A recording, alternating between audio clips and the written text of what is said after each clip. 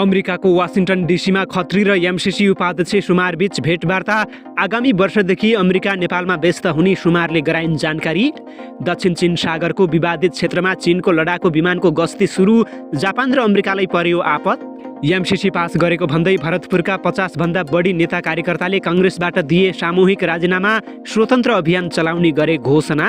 रुसले युक्रेनलाई हतियार आपूर्ति गरेको भन्दै अमेरिका र नेटोलाई दियो चेतावनी। युक्रेनलाई हतियार हस्तान्तरण गर्न जारी राखेमा संयुक्त राज्य अमेरिकालाई अनपेक्षित परिणाम भोग्नुपर्ने दियो डरलाग्दो धम्की।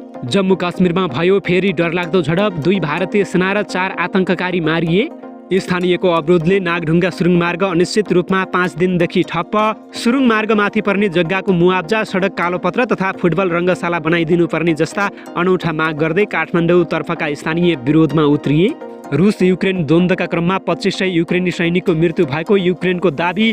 10,000 सेना गम्भीर घाइते भएको खुलासा। विदेशी शक्तिले पाकिस्तान विरोधी गर्ने कुनै पनि षड्यन्त्रलाई पाकिस्तानी सेनाले परास्त गर्ने पाकिस्तानी सेनाको चेतावनी। इमरान खान विरुद्ध सेनाले भूमिका नखेलेको दाबी। बेलायतका प्रधानमन्त्री सहित उच्च अधिकारीलाई रुस प्रवेशमा पुटिनले लगाइदिए प्रतिबन्ध घोषणा। बेलायती अधिकारीहरूले रुस विरुद्ध विभिन्न गलत गतिविधि गरेको आरोप। एमसीसी पास भएसँगै भारतले फेर्यो नेपालका लागि आफ्नो राजदूत। विनय मोहन क्वात्रा स्वदेश फर्किए। र फिलिपिन्समा मेघी आँधीका कारण आएको पहिरो र बाढीमा परि मृत्यु भएकाहरूको सङ्ख्या 167 पुग्यो। 110 जना अझै पनि बेपत्ता नै रहेको विवरण सार्वजनिक। नमस्कार, ग्रेटर नेपाल टिभीले तयार पारेको न्युज अपडेटबाट यहाँलाई हार्दिक स्वागत छ। अब न्युज अपडेट विस्तारमा। जो बाइडेन प्रशासनले युक्रेनलाई थप 800 मिलियन अमेरिकी डलर बराबरको सैन्य सहायता घोषणा गरेको केही दिनपछि रुसले युक्रेनलाई हतियार हस्तान्तरण गर्न जारी राखेमा संयुक्त राज्य अमेरिकालाई अनपेक्षित परिणाम भोग्नुपर्ने चेतावनी दिएको छ। वाशिंटन पोस्टले रुसले यस हप्ता अमेरिकालाई पठाएको कूटनीतिक नोटको समीक्षा गर्दै सो विश्लेषण गरेको छ। युक्रेनमा हतियार प्रणालीले अप्रत्याशित परिणामहरू ल्याउन सक्छ, अल जजिराले रिपोर्ट गरेको छ। हामी संयुक्त राज्य अमेरिका र यसका सहयोगीहरूलाई युक्रेनको गैर जिम्मेवार सैन्यकरण रोक्न आग्रह गर्दछौँ, जसले क्षेत्रीय र अन्तर्राष्ट्रिय सुरक्षाका लागि अप्रत्याशित परिणामहरू निम्त्याउँछ, नोटमा भनिएको छ। उल्लेखनीय कुरा के छ भने अमेरिकी सैन्य सहायता प्याकेजमा तोपखाना प्रणाली, आर्टिलरी राउन्ड, बख्तरबन्द लगायत समावेश रहेका छन्। रुसले फिनल्यान्ड र स्विडेनलाई नेटोको सदस्यता नलिन चेतावनी दिएको छ। नेटोको सदस्यता लिने कि नलिने भन्ने निर्णय फिनल्यान्ड र स्विडेनको निजी मामिला रहे तापनि त्यसले रुससँग ती देशहरूको सम्बन्ध र समग्र युरोपेली राष्ट्रहरूको सुरक्षामा कस्तो असर पर्छ भन्ने कुरालाई ध्यान दिई परिणाम भोग्न तयार रहेर मात्र नेटोको सदस्यता लिन फिनल्यान्ड र स्विडेनलाई रुसले चेतावनी दिएको हो। यो छनौट स्विडेन र फिनल्यान्डका अधिकारीहरूकै हो, तर तिनीहरूले हाम्रो द्विपक्षीय सम्बन्ध र समग्र युरोपेली सुरक्षाहरूको लागि कस्तो किसिमको परिणामहरू ल्याउँछ भन्ने बुझ्नुपर्छ। रुसी विदेश मन्त्रालयकी प्रवक्ता मारिया जाखोरोकाभाले जारी गरेको वक्तव्यमा उल्लेख गरिएको छ। नेटो सदस्यकै विषयलाई लिएर रुसले झन्डै 2 महिनादेखि युक्रेनमाथि हमला गरिरहेको छ। रुसले युक्रेनको राजधानी किभ बाहिर एन्टी एयरक्राफ्ट र एन्टी सिप मिसाइल बनाउने एउटा भट्टीमा प्रहार गरेको जनाएको छ। युक्रेनी हमलामा रुसको युद्धपोत पानी जहाज मस्कोभा विस्फोटपछि डुबेको विवरण सार्वजनिक भइरहेका बेला रुसको भनाई सार्वजनिक भएको हो। हमलामा प्लान्टमा क्षति भएको बताइएको छ। रुसी युद्धपोतमा आफ्ना सेनाले मिसाइलहरू प्रहार गरेको युक्रेनले दाबी गरेको छ। मिसाइल हमलापछि युद्धपोतमा आगो लागेको थियो। युद्धपोतमा हमला भएपछि रुसले त्यसको बदला लिने जनाएको छ। किभमा आक्रमणलाई तीव्रता पारिने रुसी रक्षा मन्त्रालयले चेतावनी दिएको छ। राष्ट्रसङ्घले द्वन्द्वका क्रममा 50 लाख भन्दा बढी युक्रेनीहरू आफ्नो घर छाड्न बाध्य भएको जनाएको छ। अमेरिकाको एरिजोनामा कुकुर, बिरालो, खरायो, चराचुरुङ्गी लगायतका 183 जनावर फ्रिजमा राखेको आरोपमा एकजनालाई प्रहरीले पक्राउ गरेको छ। 43 वर्षीय माइकल प्याट्रिक टर्ल्यान्डले केही जनावरहरूलाई जीवितै फ्रिज गरेको स्वीकार गरेका छन्। उनीमाथि 94 वटा पशु क्रूरता गरेको आरोप लगाइएको छ। घटनास्थलका तस्बिरहरू पूर्ण रूपमा घृणित र हृदय विदारक भएको महाबे काउन्टी शेरिफकी प्रवक्ता अनिता मार्टिनसेनले बताएकी छन्। चीनको सबैभन्दा शक्तिशाली र आधुनिक लडाकु जेट J-20ले पूर्वी र दक्षिण चीन सागरको विवादित क्षेत्रमा गस्ती सुरु गरेको छ। चीनको सरकारी सञ्चार माध्यम ग्लोबल टाइम्सले यसलाई एउटा नियमित तालिम गस्ती भनेको छ। चीनले दक्षिण चीन सागरको सम्पूर्ण भूभागमाथि दाबी गर्दै आएको छ। सोही कारण दक्षिण चीन सागरमा तटीय क्षेत्र भएका अन्य देशहरूसँग चीन विवादमा तानिएको छ। लडाकु विमानहरूको उपस्थितिलाई चीनको अर्को दृढ कदमको रूपमा हेरिएको छ। पूर्वी चीन सागरमा सेन्काकु टापुहरूलाई लिएर चीनको जापानसँग विवाद रहेको छ। जापानले पनि ती टापुमाथि आफ्नो दाबी गर्दै आएको छ। जापानी भाषामा यिनीहरूलाई दिययु द्वीप पनि भनिन्छ।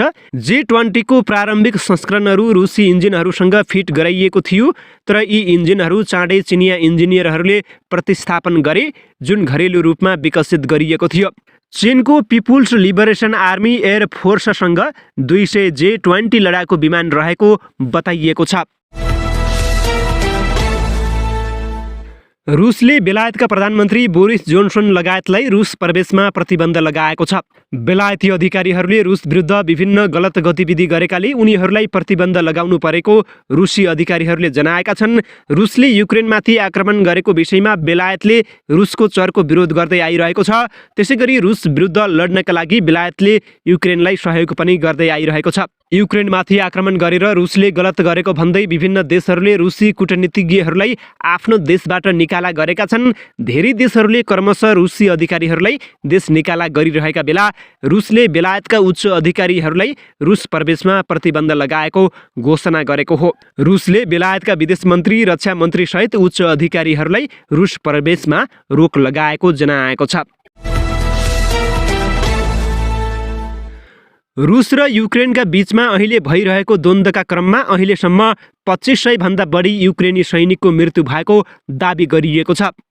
युक्रेनका राष्ट्रपति भलोदिमिर जेलेन्स्कीले अहिलेसम्म 2500 देखि 3000 सम्म युक्रेनी सैनिकको मृत्यु भएको दाबी गरेका हुन्। CNN-सँगको कुराकानीका क्रममा उनले दिएको जानकारी अनुसार अरू 10,000 भन्दा बढी युक्रेनी राष्ट्रसेवक घाइते भएका छन्। घाइतेमध्ये कतिपयको अवस्था गम्भीर रहेको र उनीहरूको विभिन्न अस्पतालमा उपचार भइरहेको पनि उनले बताएका छन्। मृतक तथा घाइतेहरूलाई देशको रक्षाका लागि गरेको योगदानको प्रशंसा गर्दै उनले सिङ्गो युक्रेन आफ्नो रक्षाका लागि प्रतिबद्ध रहेको उल्लेख गरेका छन्। झन्डै 2 महिना अगाडि रुसले युक्रेनमाथि आक्रमण गरेकोमा विश्वभरबाट विरोध भइरहेको छ। सुरुमा केही चरण दुई पक्षका बीचमा वार्ता भए पनि सहमति हुन नसकेपछि अहिले वार्ता पनि हुन छाडेको छ। भारतको जम्मू कश्मीरमा 4 आतंकवादी मारिएका छन्। शोपिया जिल्लामा सुरक्षाकर्मीसँगको मुठभेडमा उनीहरू मारिएको जम्मू कश्मीर प्रहरीले दाबी गरेको छ। समाचार एजेन्सी PTI का अनुसार 2 सैनिकको पनि मृत्यु भएको छ, तर अधिकारीहरूले मुठभेड स्थलतर्फ जाँदै गर्दा बाटोमा सेनाको गाडी दुर्घटनाग्रस्त हुँदा 2 सैनिकको मृत्यु भएको बताएका छन्। मारिएका आतंकवादी लस्कर-ए-तबैयाका भएको बताइएको छ। कोभिड-19 को तेस्रो लहर र साइट नै भत्किँदा समेत अवरुद्ध नभएको नागढुङ्गा सुरुङ मार्ग निर्माण 5 दिनदेखि ठप्प भएको छ। सुरुङ मार्गमाथि पर्ने जग्गाको मुआब्जा, सडक कालोपत्र तथा फुटबल रङ्गशाला बनाइदिनुपर्ने जस्ता अनौठा माग गर्दै काठमाडौँतर्फका स्थानीय विरोधमा उत्रिएपछि योजना निर्माण नै अनिश्चित भएको हो। स्थानीयले आयोजना कार्यालयमा तोडफोड समेत गरेका छन्। पाकिस्तानमा तेहरिक-ए-इन्साफ पार्टीका नेता इमरान खान नेतृत्वको सरकारले संसदबाट विश्वास गुमाउनुमा सेना तथा विदेशी संलग्नता नभएको पाकिस्तानी सेनाले जनाएको छ। पाकिस्तानी सेनाले इन्टर सर्भिस पब्लिक रिलेसन्सले विदेशी शक्तिले पाकिस्तान विरोधी गर्ने कुनै पनि षड्यन्त्रलाई पाकिस्तानी सेनाले परास्त गर्ने समेत चेतावनी दिएको छ।